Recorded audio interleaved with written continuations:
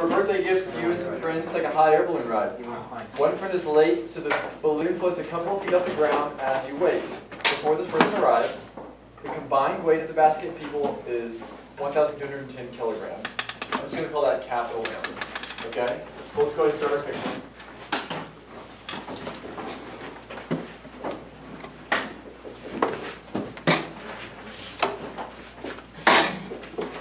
Before your friend arrives, there's you and the balloon, there's the balloon, the massive balloon plus you and whatever other friends in there. Waiting up to the bottom of the basket. It's capital M. And the balloon is neutrally buoyant. Ah, what a tricky word. But guess what? You're doing this on the internet. So if you don't know what neutrally buoyant is, highlight text, Google, Control, paste. Neutrally buoyant. Wikipedia. Definition. Neutrally buoyant means what? Not moving. It's not moving, right? Neutral buoyancy is just you're hanging out. For example, if I had a balloon filled with something just a little bit lighter than air, enough to counteract the mass of the rubber of the balloon, I could let go of it right there and just hang out. It just wouldn't move. Wouldn't rise up, wouldn't sink down.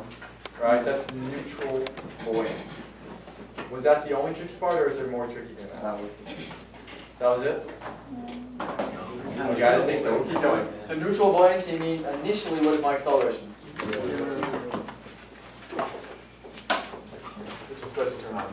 I'll just do it without it. Like my smartboard thingy broke. It's cracked. I noticed this morning. I was like, it's hanging at an angle. Because when they came to inventory, they pulled it back to scan a barcode on the back, and I heard a crack then. Saw it hanging funky this morning and took it off because I didn't want it to come crashing down on me in the middle of teaching you the awesomeness of science. When the late arrival climbs up into the basket, the balloon begins to accelerate downward at 0.6 meters per second. So this is like initially I got this, and then your friend jumps on. Wait for me! Somebody should teach that punctuality. And I have a final of 0.6 meters per second squared. Okay, what was the mass of the last person climbing aboard? We'll call their mass M. Cool? So I'm just going to kind of play around with the numbers, right? Maybe I'm like you guys. I don't know how to solve this problem, but I'm pretty sure it's going to involve Newton's second law. So I figured by playing with the numbers, I should be able to figure something out. I know that initially, if I sum all forces in the y direction, they have to equal 0. So what force is going to be pulling me down? Weight.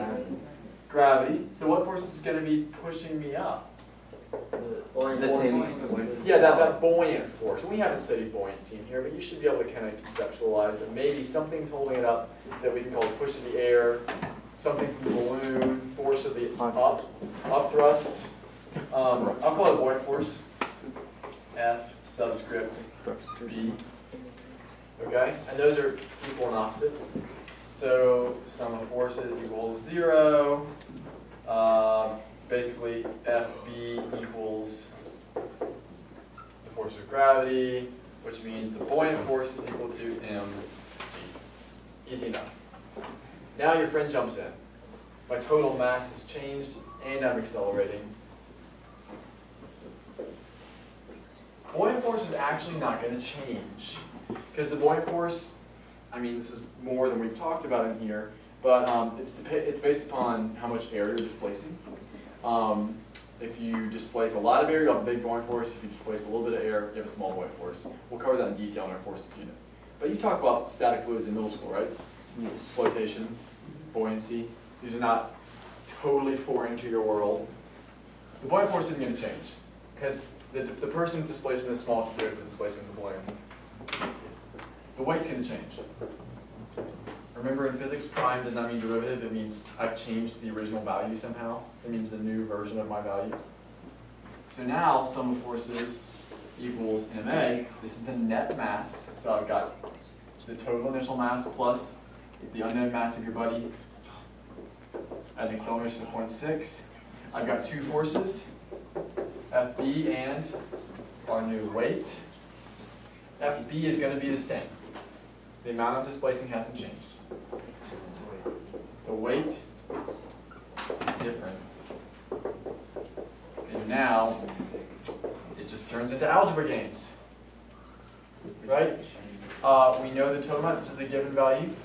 G is a given value, so you can just rearrange and solve. And at this point, the easiest thing would probably be to put in our numbers and solve, but I'll do it without numbers if you'd like.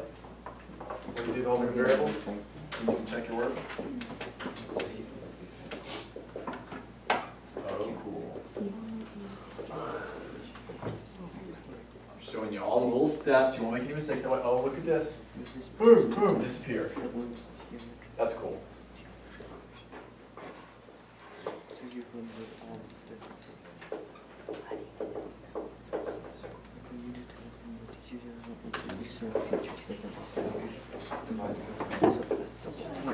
Yeah. How do you get, after S of B minus, no, one step lower than that? No, above. Yes, that one. I don't understand the left-hand side of the equation. Okay, so I found the buoyant force was this. Right. That's not going to change when you put it jumps in the balloon. So I replaced the buoyant force with that. The weight is the mass of the system times gravity.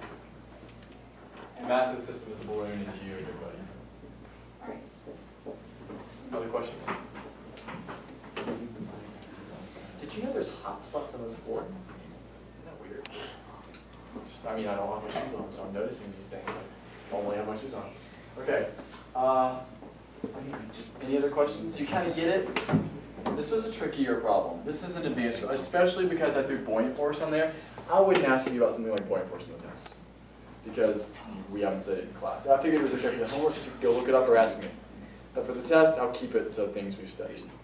I could. I wanted to repeat the same question. What was hard about this? Concept.